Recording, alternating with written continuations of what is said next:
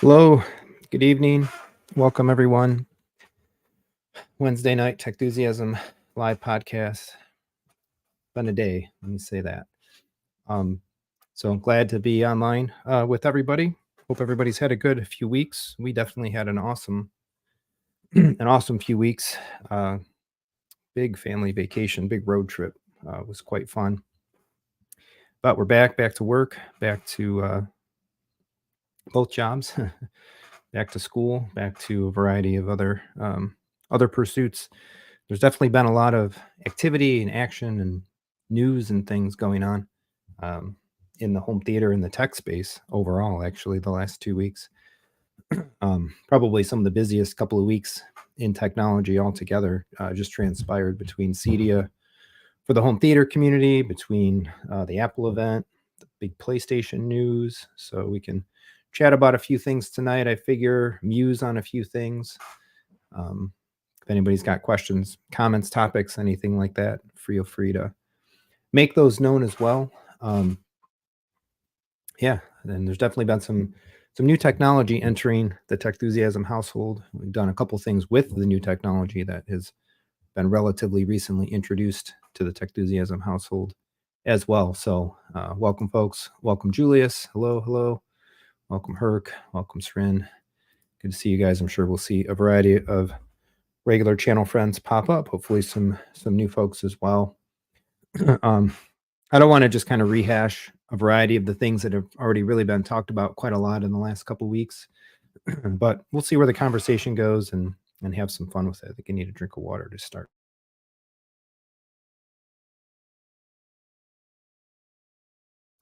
Do let me know if there's any technical difficulties here. I have a new kind of office setup. I moved away from using my laptop directly in front of me, in front of my big 43-inch Sony monitor. That's my display. And I've got a pretty high-end iVanky laptop hub sitting in front of me now. So my laptop is sitting kind of on this cool vertical stand over to the side, which necessitated getting a new webcam. So it's way up here now. I apologize if I'm not looking at you. But using the dock, picked up the Apple Magic Keyboard and picked up the Magic Trackpad and all that stuff. So I've got all the accessories here in front of me, trying to figure out how to use the new setup in this way. I will be doing a video probably about this iVanky hub at some point as well. Pretty loaded with loaded with ports, and seems to be working pretty solid so far. But in any case, of course, as I mentioned, we were gone a couple of weeks. We made a massive family road trip between Portland and San Diego over the course of 2 weeks. We ended up putting 1,800-ish miles on our rental car, and I think the trip time registered in the car was just over 50 hours.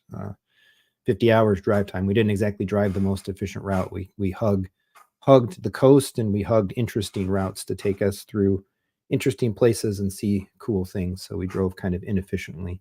Stayed at a different hotel almost every night. We stayed in Laguna, California, 2 nights.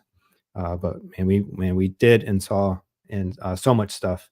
Oregon was beautiful. Never been there before.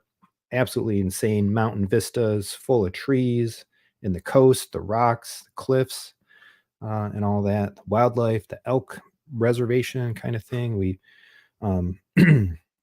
saw a bunch of natural points of interest. We saw the column at the top of Astoria. We whitewater rafted, whale watched, and more in Oregon. And then we made our way through Northern California, some just amazing mountain drives, all that sort of stuff. Drove the redwoods, drove the coast, drove almost the entirety of PCH. It was closed around Big Sur, but we went to the Monterey Aquarium. We horseback riding. That was on the beach on the coast. That was in Oregon as well. We surfed. That was fun. Surfing for the first time.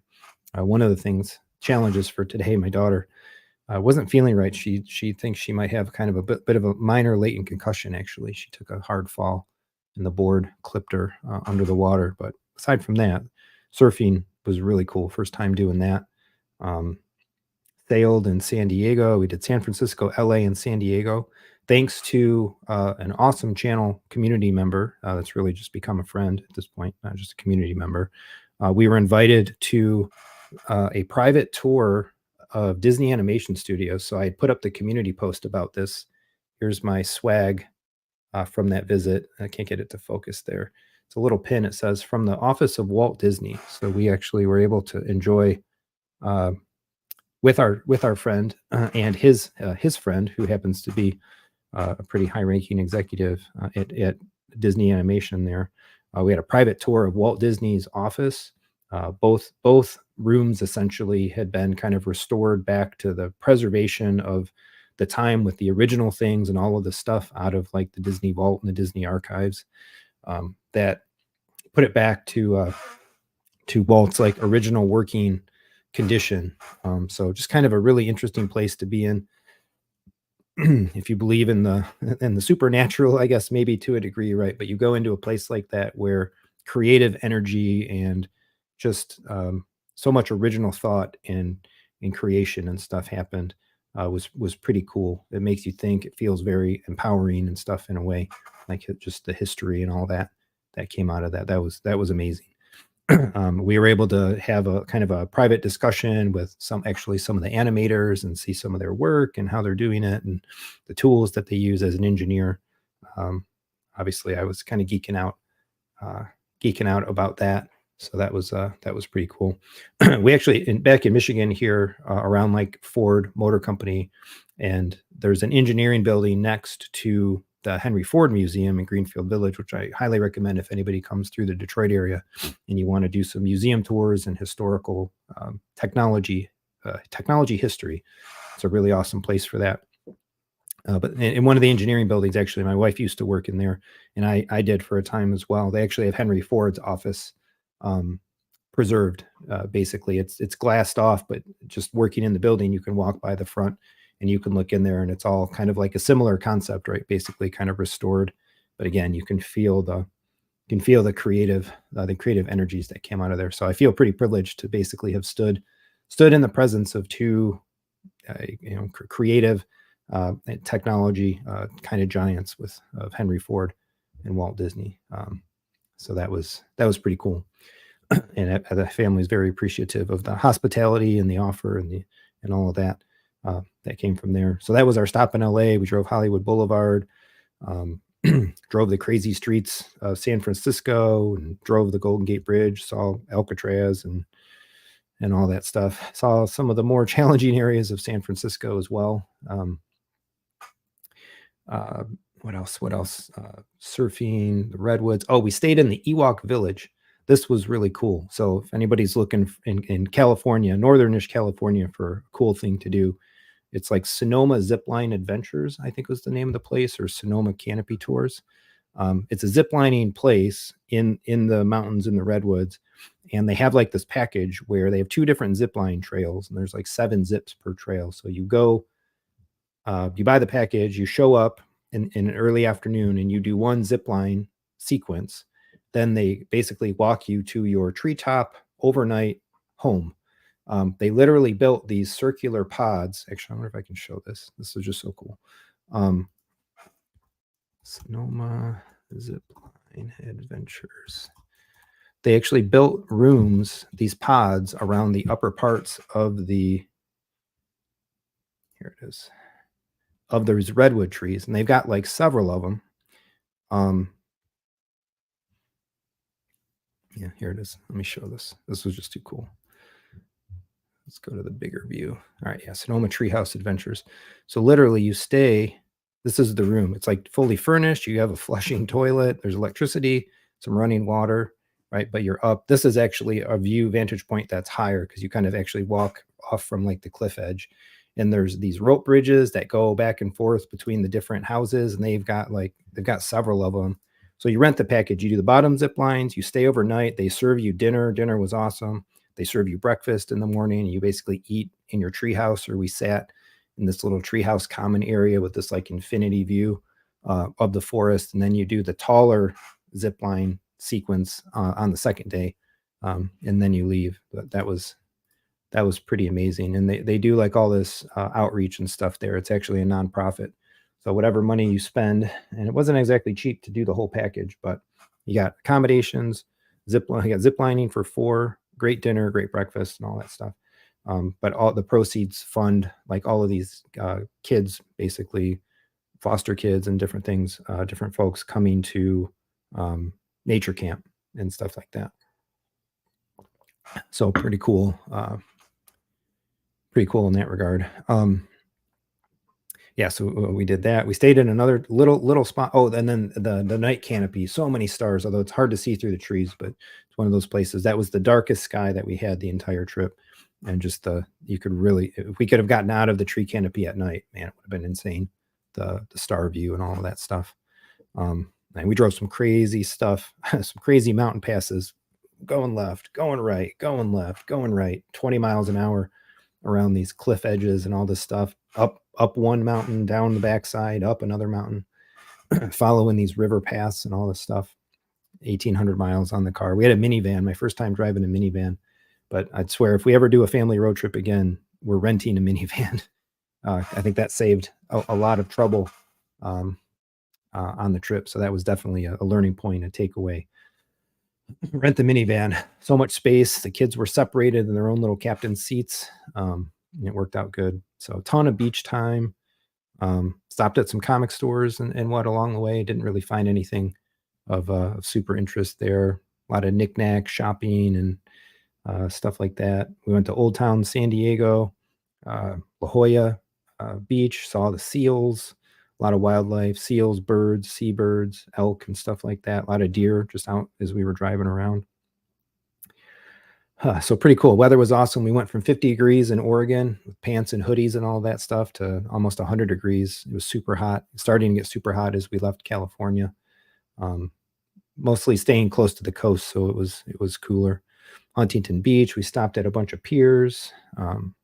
Yeah, so fun, good memories. And I think it's something that we're going to try to repeat around different regions of the country going forward. So by the time we were done, though, 2 weeks, I was definitely ready to come home. In fact, I pushed. We left with only 2 hotel rooms booked, so this was another thing that was a departure for me. Not having, we had an itinerary, we had a plan, we had a rough plan. That the further out in the 2 weeks it went, it was a little bit more nebulous. But as we went through, we solidified everything. As we came into the end of the second week, it was kind of like, well, you know what? Let's just book the same place in Laguna for 2 nights and slow it down a little bit, because I'm smoked. I'm very tired. I can feel the time change and the accumulated effort. I did all of the driving because I'm not a good car passenger. So, but yeah, so that's that. Awesome vacation, super family memories and everything like that. Julius, did they allow you to take pictures in Walt's office? We do. Yeah, we have a lot of pictures. Actually, I was trying to post, or I was posting for a while.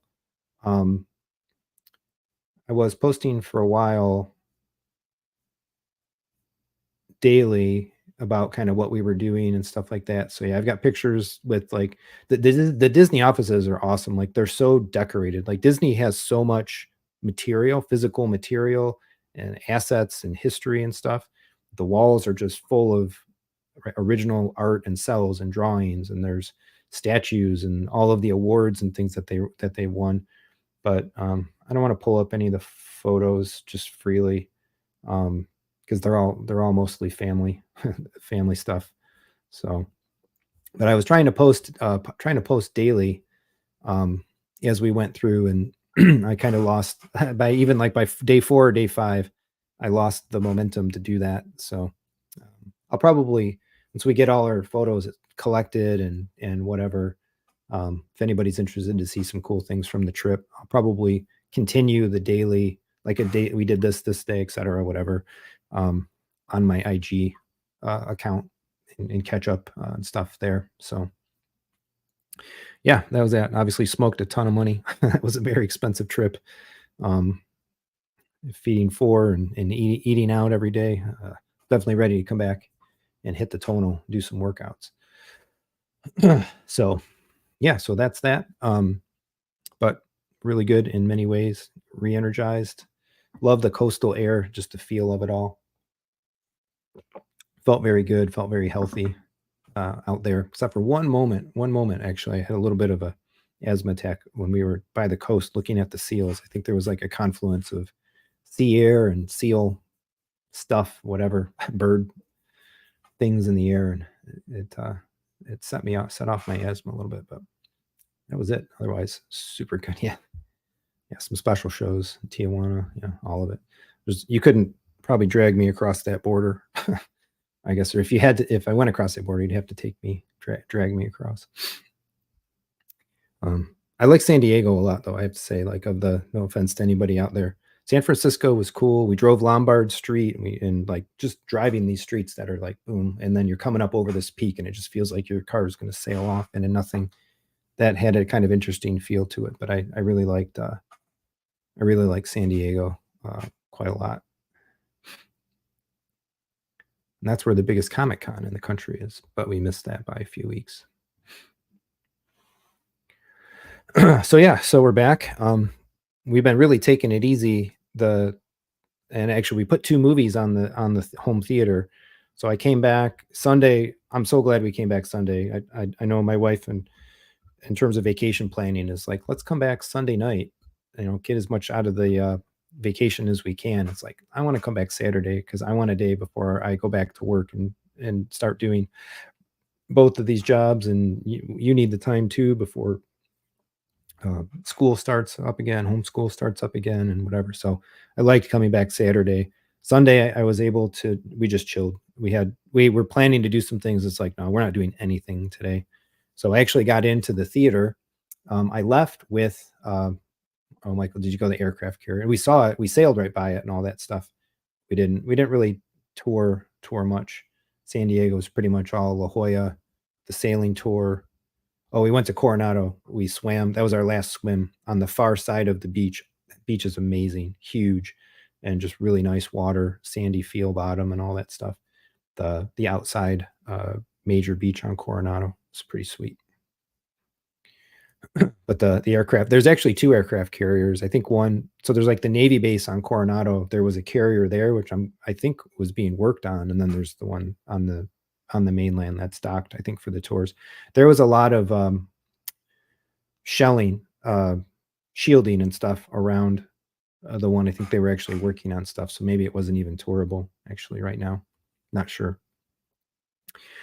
But I got into the theater and got everything ready to go. So before I left, I had put in the NZ900. It was installed, and it was at least aligned, and did some basic setups.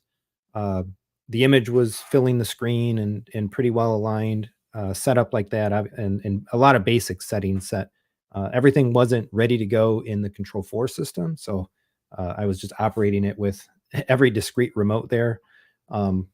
But in the interim, while I was gone, Mr. Dan DiCarlo at Audio Vision took care of the Control 4 setup, updated the details to get the JVC under Control 4 control, which involves a couple more steps now because they kind of upped the security, the IP access a little bit. Got the Kaleidescape stuff changed back over to move it down to the theater and get it in the theater room and controlled with Control 4.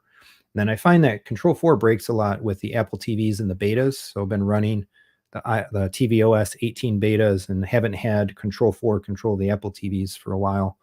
But Sunday I got all that stuff working, reprogrammed a couple of minor things just to make sure that everything was going the way that it's going. And we actually watched 2 movies because nobody was going to bed early Sunday night. We've been going to bed too late because we're still kind of adjusting a little bit to the west to east time zone change.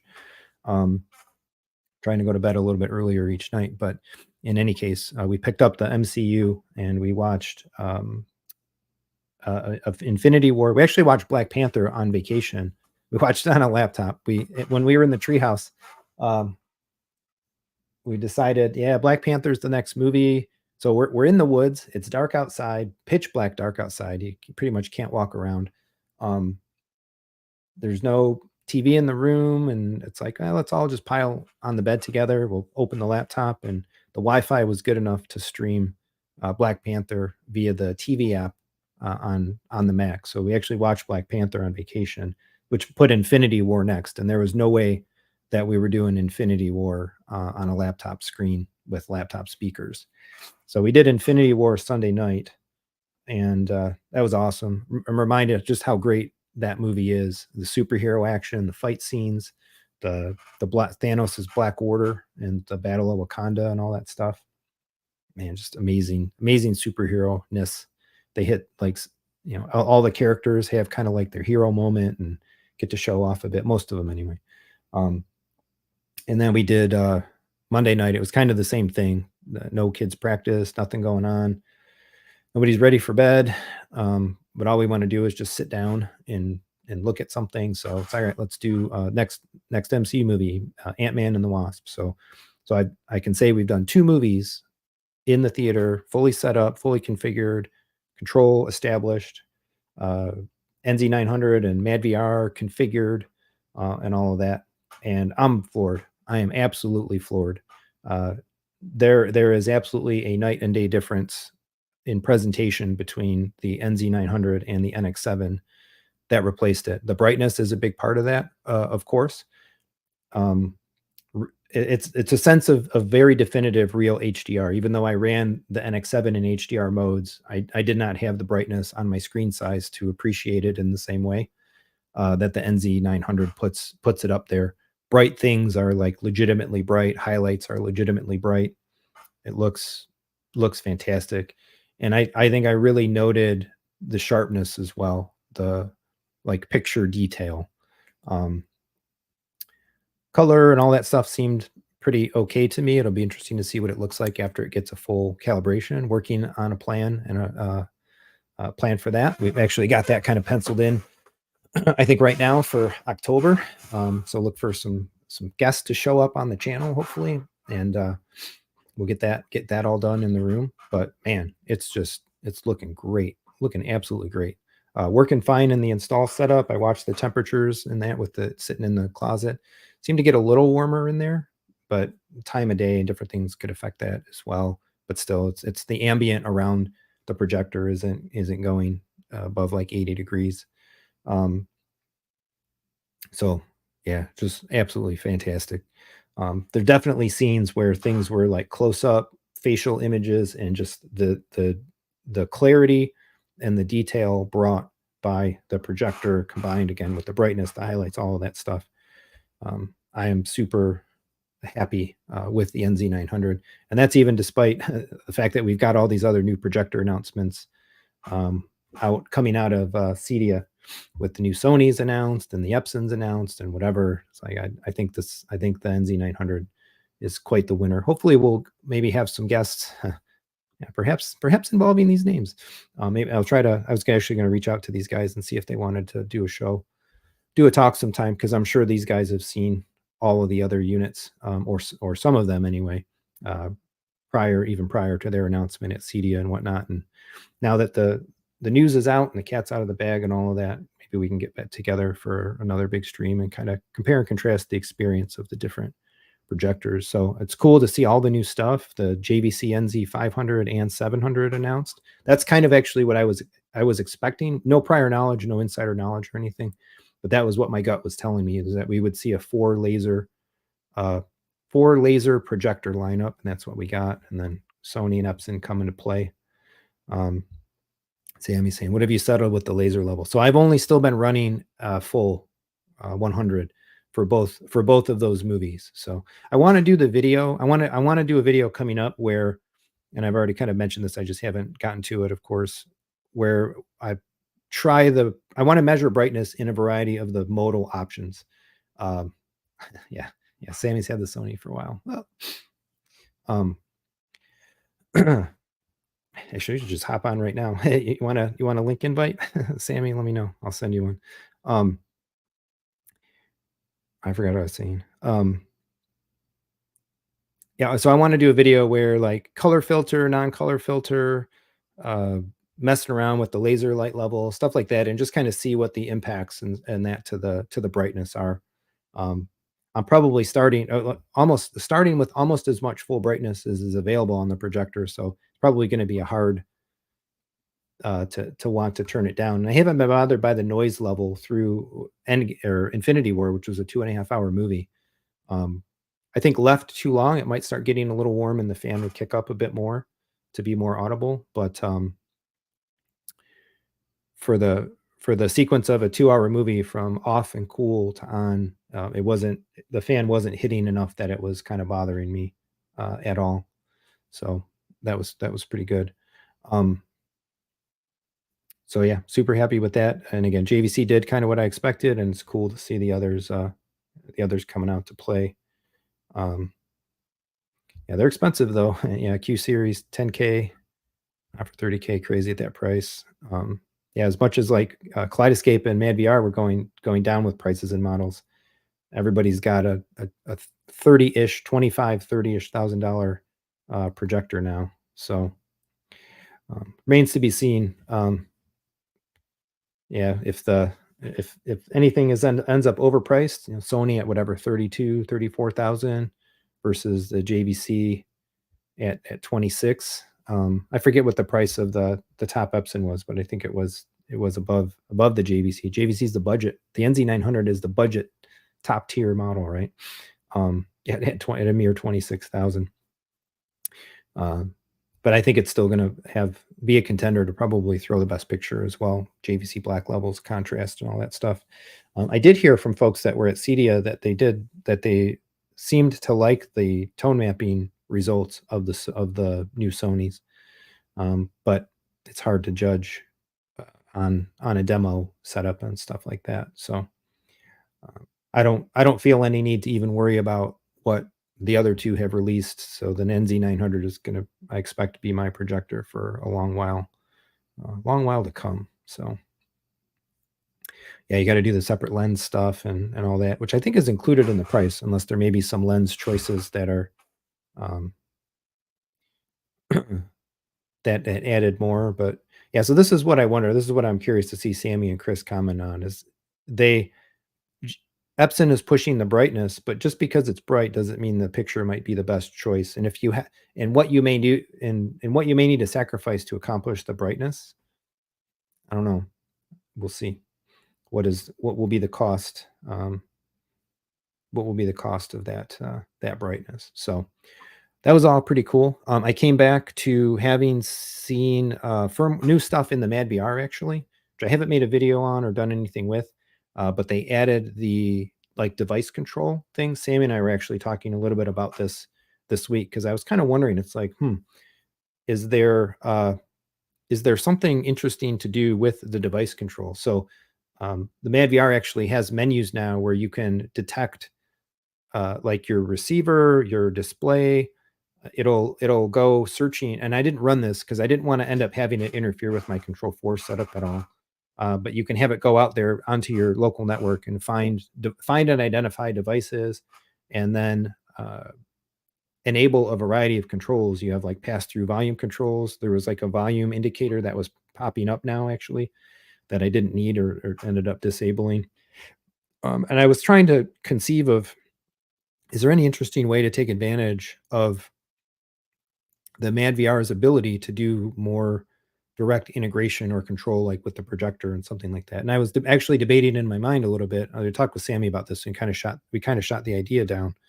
But it's like, oh, you know what? The MadVR could actually command lens memories now. And if you had a 16:9 film, right? Because right now we're zooming up a 16:9 image to fill a 235 screen, which means we're pushing pixels off the top and the bottom of the screen. Now, a lens, of course, would just solve this whole thing. But I was wondering about the validity of actually having two lens modes, like one for 16:9, and then the MadVR, when it detects that it has a 16:9 field image, could command the JVC to go, hey, lens memory too, because maybe we don't want to use NLS or stretch or whatever, but kind of like really breaking down the validity of having the processor in some ways and some of the stuff that the processor would do. Because what if that 16:9 movie has changing aspect ratios and other things like that? So ultimately, I think the device control features of the MadVR could be really, really cool and useful if you don't already have some programmable element of a control system in your space. But if you have a Control 4 system or something along the lines of that, then maybe it's better to kind of just stick with the control and stuff in there, and maybe just add the lens or whatnot to it after. But in any case, cool to see updates. I love seeing updates, and I love seeing new features come. A bunch of tvOS updates, but there has not yet been any indication that I've seen or feature in tvOS yet for the ultra wide aspect ratio.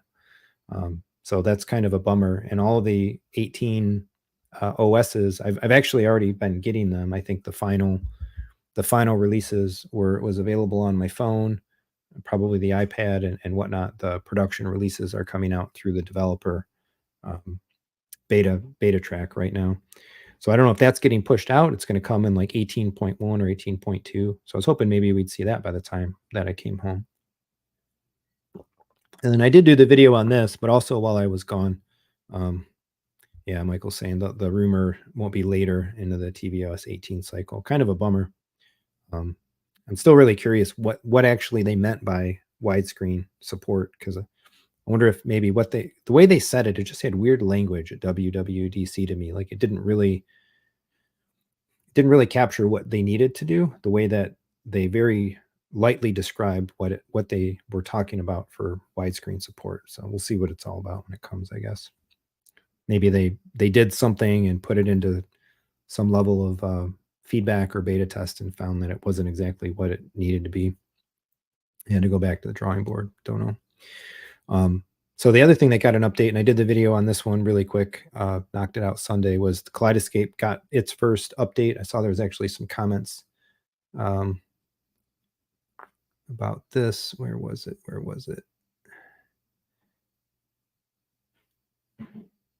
Yeah, Anthony and a couple of other folks were commenting. Pretty impressed by the upgraded VUI. Yeah, solve some of the issues. Still could bring a video wall of everything owned. Yeah, at least you can get to it. You can get to it in the store. Yeah, so I put that in my video because I wasn't sure that everybody might realize that. It's like, oh, okay, the store's there, you can shop, but actually the store does in fact let you see all of your content as well. So pretty cool to see the first big update. I think we'll see more this calendar year. I say that without any specific insider knowledge or anything, but I have to believe that there's more coming. I didn't keep up with all of the forum chatter, but I believe I have seen posts that some of the kind of, let's say, growing pains of the V being new and being a new platform, that there were comments of like some of the black screening, some of the other issues were not happening or happening less or something after the updates. I think the 235 mode UI looks better. I think there was a bug that wasn't looking like it should, or as good as it should. So that was addressed as well. They didn't really have a super long list of changes in the patch notes that went to the forum and stuff. There's kind of like the movie store section is there. The movie strip is there on the home screen, and then they added the co-star support, which is interesting.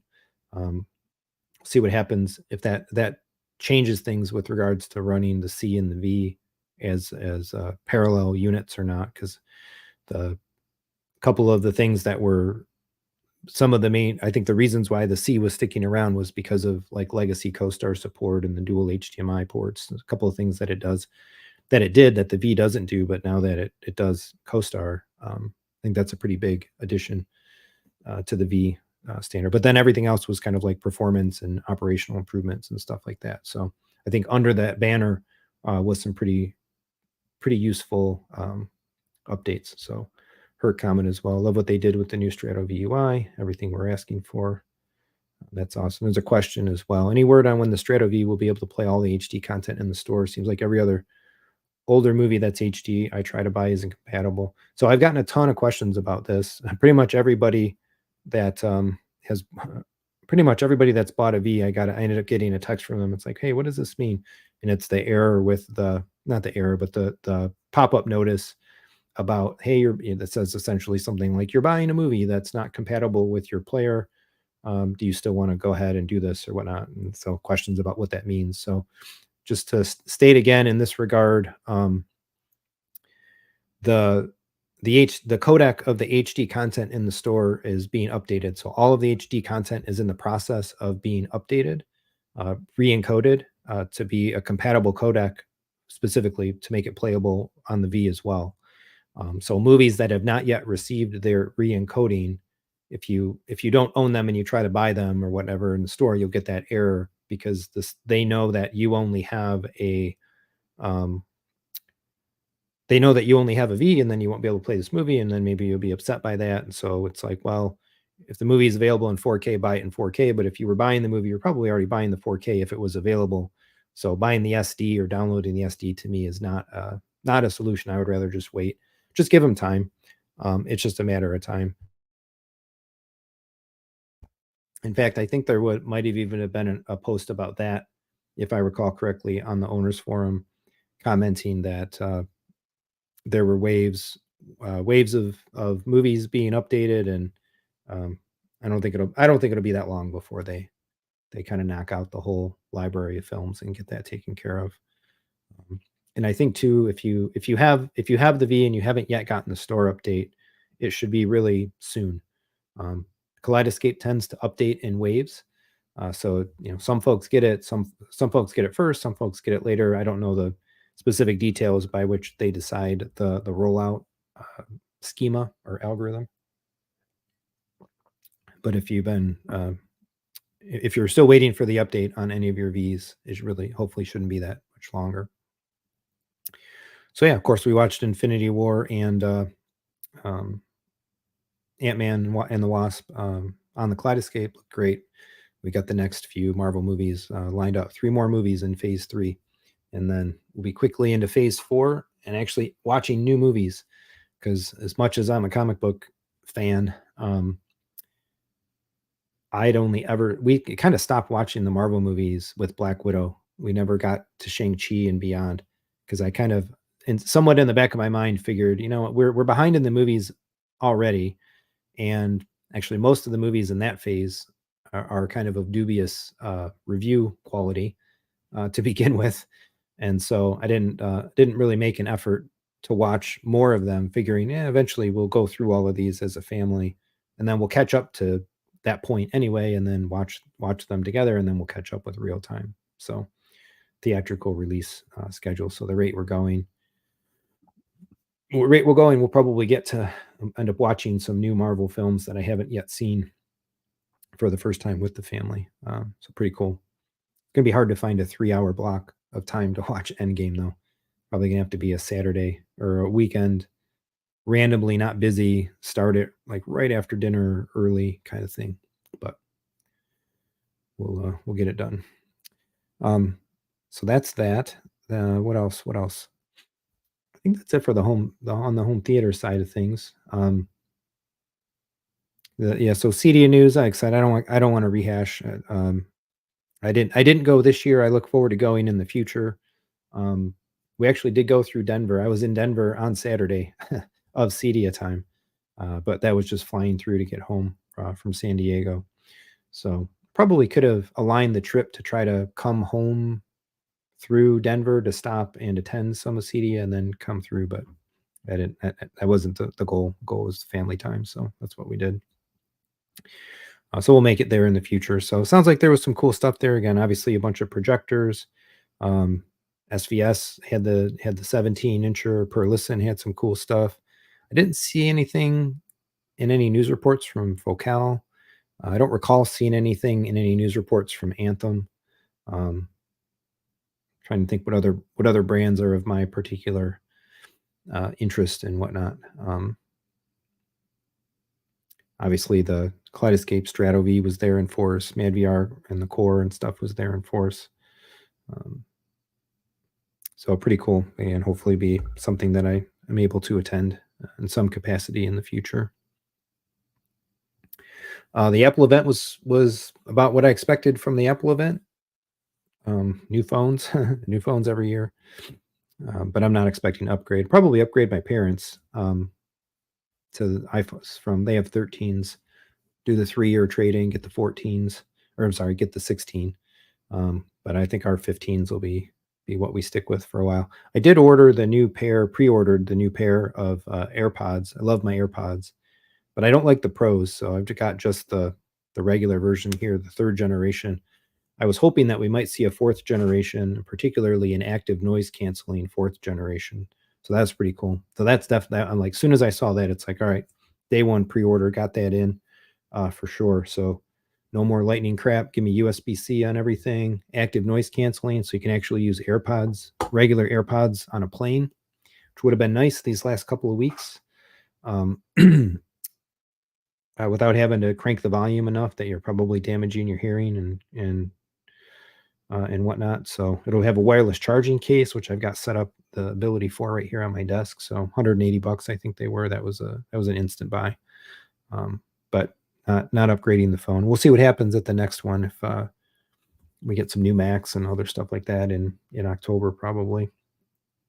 So that was that. And then the other big news this week, which was pretty cool, was the PlayStation 5 Pro. Pretty neat. So Spring Comedy. Anthem was just showing the MRX Slim, and they announced that last year, so that wasn't even new. Just kind of talking about it again. Martin Logan stuff. Yeah, I feel like there was a couple of like really new things from, I guess it was the year of projectors. Really, this is the year of projectors. And everything else was kind of more maybe a smaller engineering year, smaller product release year. So interesting. I wonder about this. Some companies do scope projectors, Barco for one. I wonder, no, actually it wouldn't even matter. They have to do the resolution. I don't know if the Epsons offer some kind of a scope type lens, actually, something like that.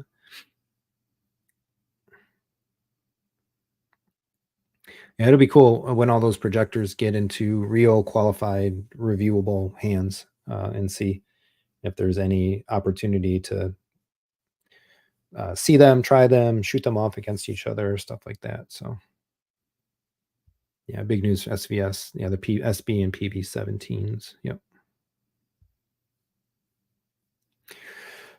So a PS5 Pro. Anybody buying a PS5 Pro? Anybody a PS5 owner? I'm really curious what people think about this. I really want to make a video about this because it's been laughably comical to me watching the feedback and whatever about this thing. So PS5 Pro goes up for pre-order in a couple weeks. Ships like November 4th-ish, I think it is. Three big upgrade elements. The upgraded GPU giving 45% faster rendering quality, advanced ray tracing, 2x, sometimes 3x the processing power for ray tracing, and then the AI-driven upscaling. I'm guessing that we're going to see a lot of games rendered at 1440p-ish, and then AI upscaled to 4K, and then the whole thing, of course, being that with the extra graphical horsepower, you can run games in fidelity mode and still get 60 FPS out of them, rather than having to make a compromise to choose lower graphical quality and frame rate or higher graphical quality and trade off the frame rate. So of course, the big thing that's got everybody freaking out is the price tag. $700, $699 US, more, of course, in a little bit more in other regions. 800 euro, 120,000 yen. We did get it's diskless included, but you can put the modular disk drive onto it, so that's an extra cost if you want it. They did up the SSD internal, which is pretty good, I think, matching the new Xbox revision, 2 terabytes. No stand, apparently another $30 if you want the stand. So the gaming internet community has largely just lost its mind over this. And I don't know if I'm a little bit jaded because I kind of come from a bit more of a premium home theater thing, but I don't know. I've been clamoring for an introduction of expensive consoles for a long time, not just because I want to spend money on them, but because I want high horsepower consoles, because I want games to look and run great. And I would rather play on a console than a PC, because PC a high-end PC is even that much more expensive, and you have to build and maintain it, and it has failure modes and different things that a console doesn't have. So I am perfectly fine with 700, 800. They could have gone more as long as it delivered something to make it worth the price. So is 50%, 45% more graphical power, better ray tracing, and better upscaling worth 700? I mean, it would have been nice to maybe see even that much more power. I think a lot of the value will really depend on just how much games are updated. Of course, a lot of games will get the boost naturally. They talk about like 8500 backwards compatible games will just naturally run better on the machine, and that's fine. But what they mean by that is dynamic resolution will be able to run up more freely, and frame rates will be able to hold better and run more freely. But the big downside to these upgraded consoles running old games relative to PC is that the console games need to be patched. And so they're talking about like 50 games at launch that are going to be like PS5 updated, PS5 enable. Of course, a lot of the first party stuff will be touched, but will be upgraded. But I was kind of disappointed historically by like the number of last generation games and catalog games, library titles that were upgraded to even take advantage of the last iteration of consoles and the pro consoles and stuff we got last time. I think there's a lot more games could have benefited from patches than actually got them. So my PC versus console mental debate is fully refueled, and been chatting about this a bit with my friends and stuff as well throughout the week a little bit to say like, in many ways I really want this, and in some ways feel like I probably could just not waste the time and skip it and just not even worry about the console, stick to the PC, or maybe PC plus Switch. Maybe a Switch 2 announcement is still pending as well. But we'll see. But anyway, that I don't know, paying a lot for great performance is I'm perfectly okay with that. Gaming and game console pricing is just such a weird thing. It's like, I don't know if it's because it's a little bit more of a mass market product, but people losing their minds of a high powered console at $700, just I don't get it. When a lot of these same folks were walking around with $1,000 phones. I got a $2,000 laptop sitting right here. I mean, if I look at my home theater right now and look at a $700 threshold, I think the only things less expensive than that are my Apple TVs. And I thought there was one other thing that might be less than that. Literally every other component in my rack costs more than this. I mean, so I don't know. So let's see, check in what folks are saying. Debanus says owns a PS4 Pro and will upgrade to the PS5 Pro with a disc drive. Cool. Yeah, a lot of people losing. It cracks me up too. Like, there's so much conjecture about, well, it's $700. You don't even get a disc drive. You have to have a disc drive. You should build a PC. Well, PC is an all digital gaming platform. Why do you need a disc drive? Or why would you go to a platform? Why would you go to a platform that's all digital to spite a platform because they released a digital product? It cracks me up. There's just so much craziness in the web forums and the comments and stuff all about this. Welcome, Mia. She's saying PS5 owner, don't care about the Pro, use our PCs way more. Yeah, biggest thing for me is the convenience and the access to it, the access to games and not waiting. If it's even a remote possibility that I may play GTA 6, right? Probably talking like 18 months after console release to come in. We're still sitting at like a year out for most big first party PlayStation titles to make it to PC. Maybe that gap will close, but I don't even game that much as well. The other thing that like hooking up the system in a home theater environment makes the console a lot easier. PC can really be finicky. It's an electrically noisy thing, dealt with the buzzing issues out of the PC for a long time. The console can be split very effectively between both zones if I want to play in the theater as well. A lot of virtues. And I can see a future as well with my son where when I do game, actually, it's usually with him. We play split screen co-op stuff or same screen co-op stuff, or we play games where we pass the controller back and forth. That's how we played Ratchet and Clank. We've currently been playing Lego, what's it called? Lego 2K Drive, the Lego car racing open world Forza Horizon style title. And but I can conceive at some point, maybe in the not too distant future, that we're going to want to play some games that are multiplayer, and we're going to need our own screens. And so, how do you go about that? Right? It means we're going to need two gaming systems, and I'm not building two gaming PCs.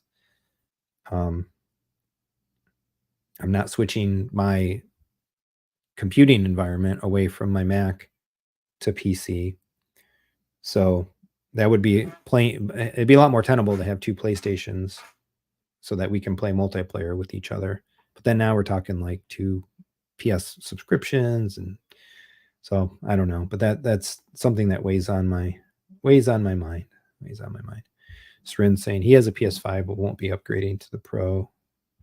Julius has one, he'll pass. This makes me wonder too, like how soon before the PlayStation 6. I hope it's 2 years. If having the Pro means that the PS6 is 4 years away, that would be terrible. And I think this is going to push Microsoft to do something sooner. So if Microsoft does something sooner with a full next generation leap, Sony's going to have to answer to that. So Anthony, oh man, you just missed it. Waited for a lot of years, finally just bought PS5 for the first time a few months ago, outside of the return window.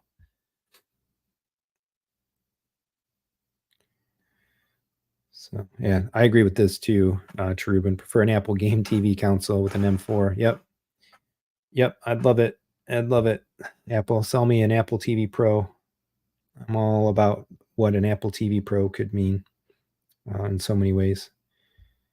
Julius will wait for the PS6. Ren saying doesn't care about console, rather buy Switch 2. You're a PC gamer, right? Or not, maybe not a gamer at all. Apple didn't follow much on it. Only thing I hear about is 16 Pro Max. Oh yeah, 13 to 16. Go do it for sure. USB-C, bunch of other improvements. Oh yeah, CEDIA Control 4 OS update. Yep.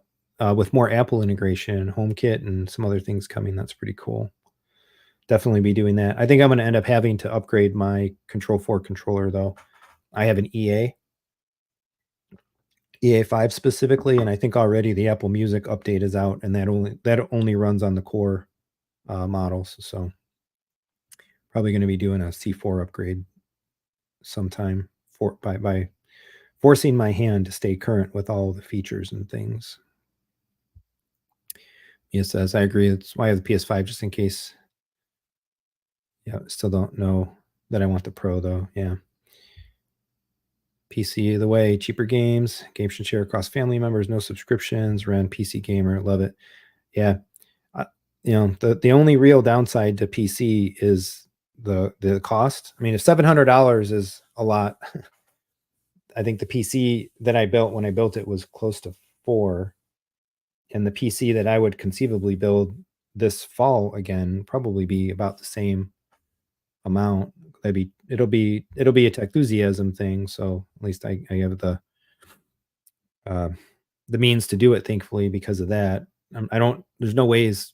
I don't have any hookup with NVIDIA and stuff like that. I've tried to reach out to them a little bit. Maybe I should try again, actually. But my expectation staying on PC is that when the 5000 series comes out, I would build a 5090 based computer, grab the latest processor, new motherboard, latest RAM, literally just build the whole computer over again. latest generation SSD, maybe even put like a 4 terabyte or something in there now because the prices are tenable. I think when I put my 2 terabyte SSD in the computer that I have, it was like $400. Now you can probably buy a 4 terabyte for less than that. I would guess.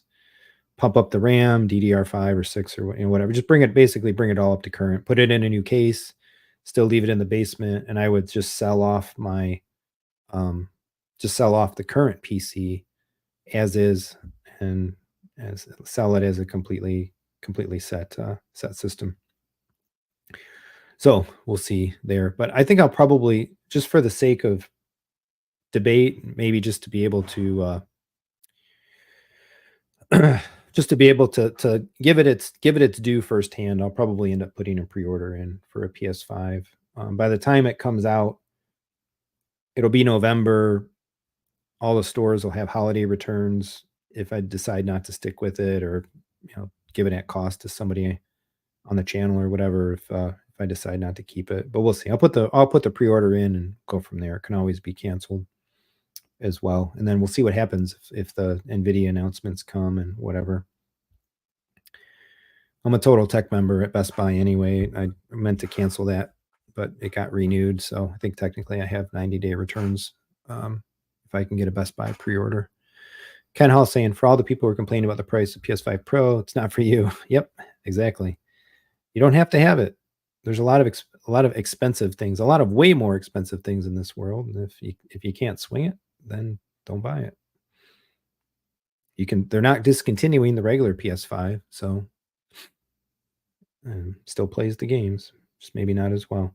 And I take so much. The other thing that was really bothering me too is like, there's so many arguments. Just God, I swear, I wanted to comment on so many YouTube videos and just make like a total like wrestling promo style video, just slamming the totality of the coverage of the PS5 Pro. But it's like, we watched they watch the videos, and it's like, it's like twice the price to like watch the Leafs look a little nicer. And I think I tried to do it. I tried to do this live stream a couple months back, actually. Brad, I think I was on with Brad, Home Theater Gamer.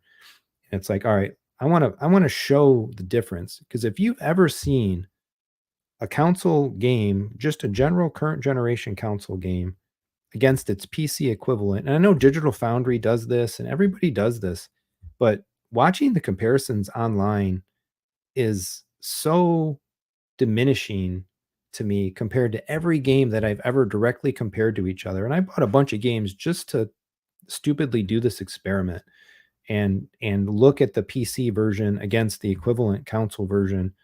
And God, it's like night and day. It is so different. We're talking about like 4K Kaleidescape versus a DVD graphics gap. And so it's not about having a couple more blades of grass and stuff like that. And all these people that are just like, I don't care what it looks like, I just want to play the game. It's like, I don't know. I guess watch your movies on DVD then. You don't need a 4K player. The whole point of all of this hobby, well, I guess it's like maybe that's the difference between the segue of like the gaming hobbyist and the home theater hobbyist, is the home theater hobbyist strives for audio and video fidelity in the things they do, and there's an element outside of the intersection of the Venn diagram where the gaming only enthusiast just wants to play the game and they don't care what it looks like, I guess. Interesting. So Ron's saying size upgrade, CPU upgrade, being near 1.5 seems worthwhile finally. Yeah. Sadly, other product I was hoping to be good was the new AirPods Max. All lackluster. I was just saying, I ordered my AirPods Pro. I'm super happy about the Gen 4 AirPods Pro. This is Devin. So I have to say, I haven't kept up on the state of the CPU and the motherboard market. Do not buy a 14 Gen Intel CPU. Tell me why, please. Curious what you say there. Because my PC builds, I've always just defaulted to Intel and NVIDIA. I have had AMD bits and pieces and components in time in the past, but my last several years of builds, it's always just been, I'm just going Intel, NVIDIA. So curious.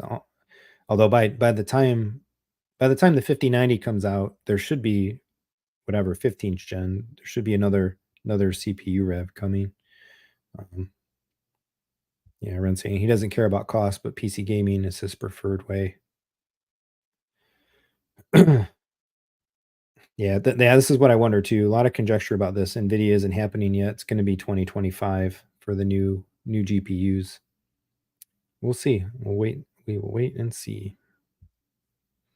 Michael's saying, been really happy with 3 generations of AMD processors. To me, and this is probably just not really based on anything, but I think a lot of the draw to me, a lot of the merit of like AMD is the fact that you can do an all AMD system, right? And there just should be some efficiency and integrative value stuff from doing that, and that's kind of cool. But NVIDIA graphics cards, cost and whatever aside, value proposition aside, NVIDIA just always rules the GPU market in the cards and the 90 cards. Now from the, I forgot what I had before the 3090. I don't think, was there a Titan? I feel like I had a 2080 Ti, but there wasn't a 2090. There must have been a Titan. I don't remember if I actually had that. But for 3090 to 4090 and then into 5090, like the 90 cards are just insane. Nothing AMD has been able to do seems to be able to compete against the 90 level cards if you can if you can swing them. So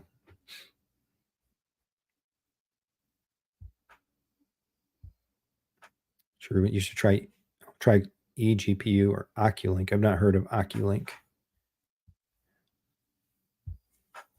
Oculink.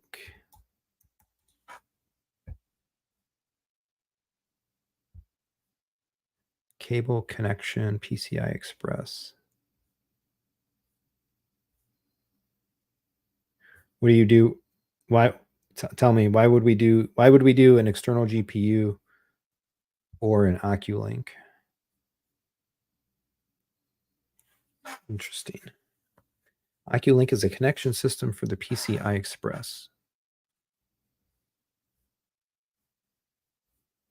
The nice thing about my setup is I don't have to compromise on size and builds and fans and stuff like that, because I've been successful in being able to keep the PC downstairs on top of the rack. And the setup that I showed in its kind of entirety some months ago, with using the Control 4 power switch and using that to turn it on, and all of that, has been working great. So Michael's saying he's always used NVIDIA cards as well. Oh, mini PC console and an Oculink external card. Highest FPS for a while now. Yeah, been AMD CPUs and NVIDIA GPUs. Yeah. Intel chips suffer from mishandling electricity. Ooh, leads to degradation over time. Yeah, build a small PC like a console. Yeah, if I needed to fit the small PC somewhere, I could definitely see that. That's definitely the way to go. Have it my PC in rack, Sliger cases for the win. Nice. I could probably even do the rack thing actually nowadays as well. That might be something to consider with the new build, because my biggest problem with the PC has been the controller reception from the living room down to the storage room. And I've largely solved that, cross my fingers, knock on wood, with the high gain antenna and using Bluetooth. And that antenna could still be set outside the rack, very high and all of that stuff, while the PC sits inside the rack. So that there's some opportunity to do that now. Yeah. Michael, time for some ubiquity in the rack for this household gaming network. Yep, that's still in the plan. It's still in the plans and ideas for sure. I could probably just make the ubiquity stuff happen actually sooner than later. That might be a next thing to kind of look at. I went from now that the projector's in, kind of everything is good, set. looking good. Got the Kaleidescape has been changed over to the new model. At some point, we'll see if and when it makes sense to put another Terra downstairs. But for now, I'm kind of content to just stick with the V standalone experience, especially through the first couple of firmware updates, because I want to be able to comment and make videos about the standalone experience. There's not a whole lot else. I am working to talk to a certain brand coming up. We'll see where that goes. If that ends up turning into something that might be interesting and cost a little bit of money too, but I probably should go ahead and start with the Ubiquiti upgrades, at least the network stuff, and then because I really do want to get the cameras going at some point and get all of that done this calendar year, especially if the PC build will be a 2025 endeavor. I think that makes doing the Ubiquiti stuff work. Now I've got this Ivanki has a 2.5G network port in it, so I'm 2.5G networked now. Here the NAS is ready to go. I've got I have never installed it, but I've got the 10G network card ready for the Synology, and I'm probably going to be swapping out. You can see my wife's messy desk now with my new camera vantage point. I'm probably going to be swapping her computer out for one of the new ARM-based Surface laptops, get her a dock so she can be on 2.5G as well. We do a lot with our NAS, photo access, file access, and all that sort of stuff. So we'll see. A lot of it just continues to depend on how the channel endeavors and activities and stuff like that continue to go. So we will see. So yeah, pretty much sitting at an hour here. That was the main kind of musings, a little bit of catch up on current events, catch up on happenings, and we'll go from there. Ken Hall saying still rocking the 3090, skip the 4090, upgrade to the 5090. Yeah, that's a good way to go. On the graphics cards, I really feel, even though I don't need it, honestly, the games that we're playing probably don't really need a 5090, although technically I could probably end up running at like native 120, native 4K maxed up 120 FPS on a 5090 for a lot of games that we are playing, which would be cool, but we're already over 60 with VRR in a lot of the games. But my plan has been to upgrade the GPU every generation, but rebuild the computer every other GPU generation. So it's basically a new GPU roughly every 2 years,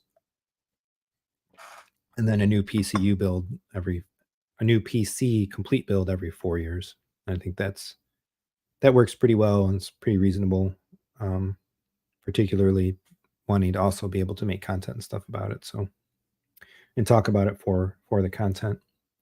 But we'll try it. Hopefully the PS5 Pro, if they do the 50,000 series this year, hopefully the 5 Pro ships before the 5090 comes out so that I can get it. Even though I probably won't switch to it, I still have to go through I have to do it firsthand. I have to go through the steps, go through the motions, and figure it out. Already been chatting about it with my son as well. He's just like, buy everything, Dad. Let's just have everything. Like, I don't want super redundant devices. So Michael Lawless, if the wiring is already done, the cameras are plug and play. Yeah, the wiring's there. For 10 years we've had ugly looking cat wire hanging out of our porch ceilings and stuff. Yeah. I need to do this actually. Maybe and I have an avenue actually to hopefully do the Ubiquiti. What I need to do is lay out my plan and see what I can do. I actually have access to Ubiquiti as a dealer now. They're one of the brands that are covered by one of the distribution companies that I've signed up with. So I need to see actually what the deal is with that. Oh yeah, this was big news actually. Sring, good point. I forgot about this. Lumagen is striking back. I wonder if they have it on their webpage. Let's see. They are not. I can't type them. It's totally off. angle here. They are not content to just sit back and rest. They are coming out with some new stuff against the MadVR core, which is great to see. So I think they did two things, right? They announced this guy, the 4140, which is a 1-in, I believe it, I don't want to speak without. Yeah. Oh wow, it's a really mini box. I wonder if it comes with long rack gears still, so you can rack mount it. It is a 1 input, 1 output Lumagen. Wait, what is this? Out 19G? Come on, guys.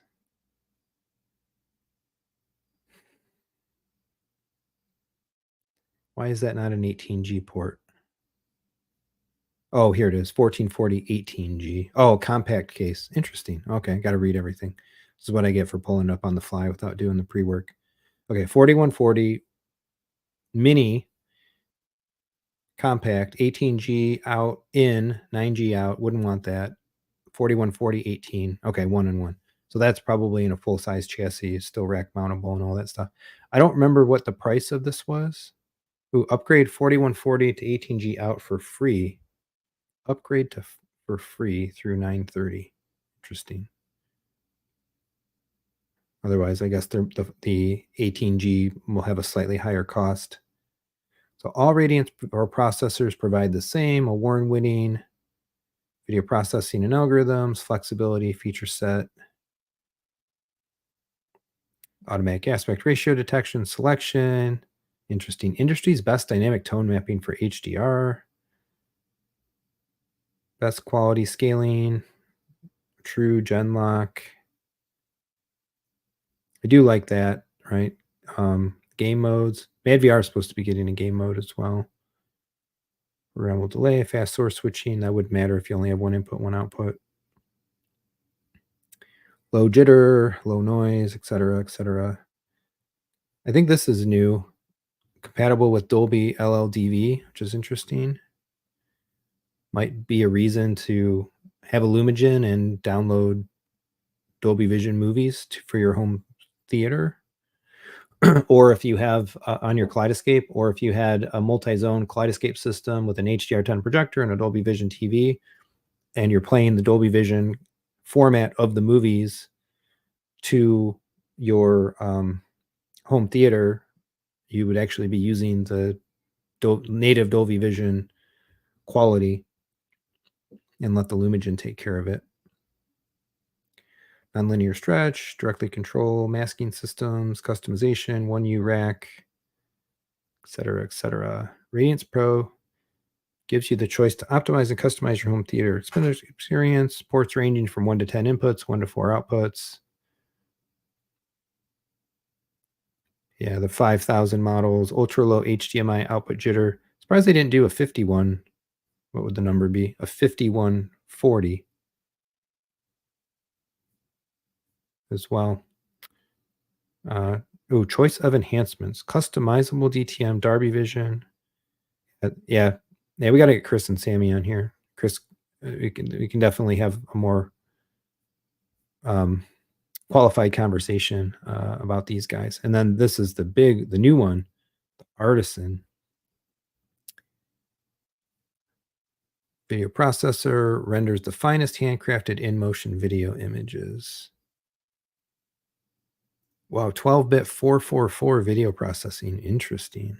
HDMI 2.1 support, 4K 120 input and output, automatic aspect ratio detection and selection, HDR, Genlock, a lot of the same stuff, fast source switching, nonlinear stretch, etc., etc.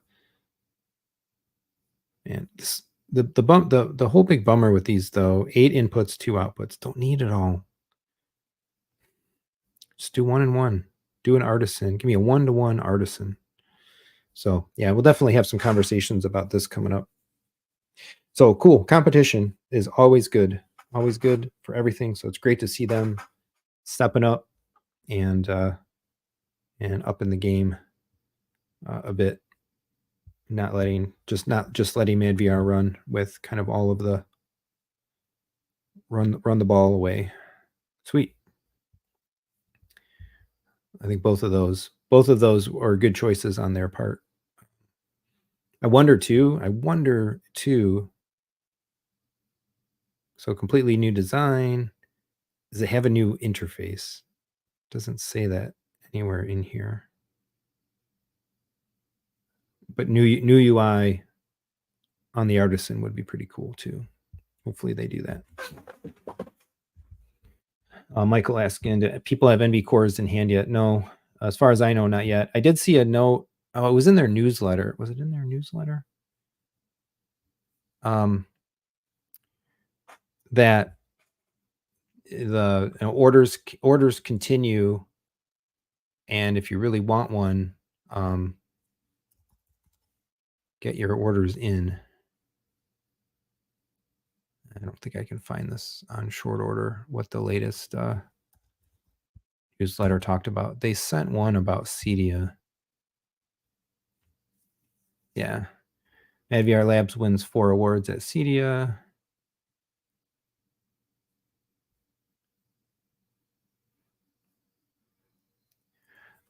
Orders for the NV Core and Extreme Mark II are processed on a first-come, first-served basis due to the overwhelming demand from our CEDIA meetings and existing pre-orders. The first batch of NV Core units is filling up fast. Once the Core ships this fall, there will likely be a several-month gap before the second batch is available. Secure your spot early. So this is just their newsletter if you're on their mailing list. So take that for what it is. If anybody is interested in an NV Core, call me, guys. Audio advice. Michael Glenn. Ask for Michael Glenn. Tell him Techthusiasm referred you. You love my MadVR content,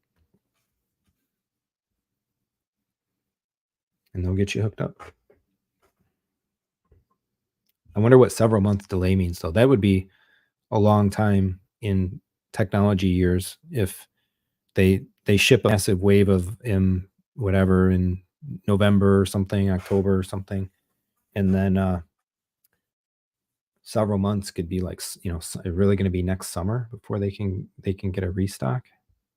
Could be a long time. Stringcopter, I don't think anyone got an NV Core yet. Still waiting for mine to come. Yep. Get in line. So get in line, get in the allocation. Pretty cool. Anything else? Any other questions, comments, thoughts? Anybody else done anything really cool in their home theaters over the last couple weeks? Share the news. Otherwise, yeah, I'm back and be knocking out some content coming up here. Get some more time on that JVC. Need to host a meetup, local Michigan meetup as well. I was waiting for the NZ900 to do something like that. So now the room is ready. Between the NZ900, Kaleidescape, and the MadVR with the screen size and the Seymour screen, I think I'm rocking one of the best video systems in Southeast Michigan, in the Southeast Michigan home theater community. It's pretty cool. We got guys with Christie's and some Barcos and stuff around here too, but pretty neat. I feel super, super blessed and thankful to be able to get the room to that level. I think one thing actually that I'm also going to need to do, and I don't know if this is just a Disney thing as well, but watching these last couple movies, I found myself wanting more bass, wanting more rumble, more hit. There was a couple scenes in Infinity War where it's like, I should be feeling that wave of low, that low energy wave, like hitting me, shaking our chairs, and it wasn't doing it. And I think some of those Disney audio tracks can be a little anemic historically, but I need to test some stuff out. I think I'm just going to end up redoing my arc calibration and even pump a little more bass in there, bring the volume limiting of all the SB16s down a little bit. I'm literally running them at -20.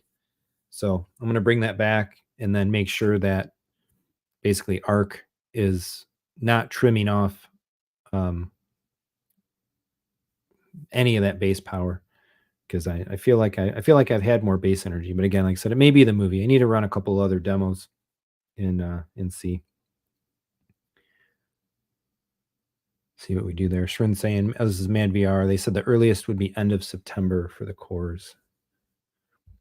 Deben is saying, bought a Blue Sound Power Node. Blue Sound Power Node. Cool. I've had the Blue Sound stuff recommended to me quite a lot. But I really haven't had a need. I don't have a need for it in my system. We're good as Apple Music users, and we've got it built into all of our devices and our Control 4 system as it is. So yeah, Unify's been making announcements as well.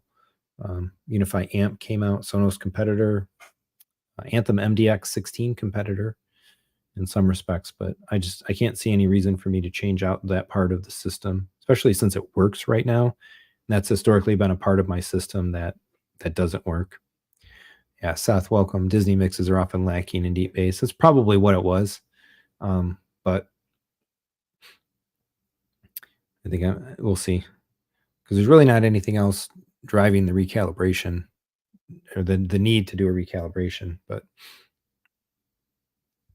yes, I was told the earliest that the NV core would ship is the end of September. Yep. Deben is waiting for the Polk subwoofer 8-inch to drop later this month to complete a 2.1. Nice.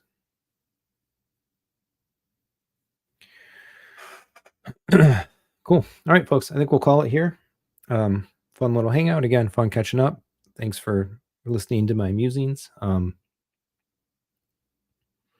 So yeah, we'll see where we go from here. As usual, if anybody is looking for anything, if I can help anybody out with stuff, I'm happy to chat, happy to consult, happy to recommend. And if I can help you out with anything directly, I'm very happy to do that. If not, I've got partners and referrals and all that. Actually had a call tonight with a person, and talked to a couple folks over the course of the last couple of weeks while we were gone on vacation. So quickly finding that, like, I really love interacting with folks and being able to either like provide them, hook them up. Yeah, Michael, I can send you the invoice tonight, my friend. Send it right over. I think it's actually really fun, actually being able to sell stuff, being able to work with folks and help them puzzle through and understand and make a recommendation and say, like, this, if you did this in your system, this would be really awesome. Or somebody sends me a question and like, hey, I'm thinking about doing this. It's like, well, honestly, I don't think you'll get as much value out of that, or do this one instead or whatnot. And then getting the positive feedback from folks when they, like, a lot of folks that have gotten their Kaleidescapes writing me back and really loving them. It's like, yeah, this thing is awesome, having a really good time with it, etc. So it's been fun and rewarding in a way. One of the biggest things about the channel has been having community, making friends, and building a community of people around home theater, and doing it as a dealer with kind of direct hands-on, along with business partners and all that. It's really fun, helping people have fun in their hobby, and bringing folks together, even if it's not me doing the thing, but working with, go to Audio Advice for this, go to Dan for this, go to whoever. This is what you need to do, and it'll be great. I've always been good at spending other people's money on technology organically, and so I guess it's the full kind of culmination of that. So yeah, it's been fun and rewarding. So again, if anybody wants to talk this stuff up, get some advice, get some recommendations, bounce some ideas off, whatever it may be, reach out and let me know. Happy to take the call and fill the need. Used what I've learned and my mistakes, less efficient choices and things along the way to help other folks out. So cool. All right, I'm gonna go chill for a bit. I can feel my voice already starting to give up. Everybody have a great night. Stick around, look for some new content. We'll be back chatting again, hopefully with some special guests. Got so much big stuff planned. It's going to be a big fall, heading into the holidays and all that. we'll talk to you all soon. Thank you. Thank you very much, JW. Thanks, Michael. We'll see you all very soon. Bye.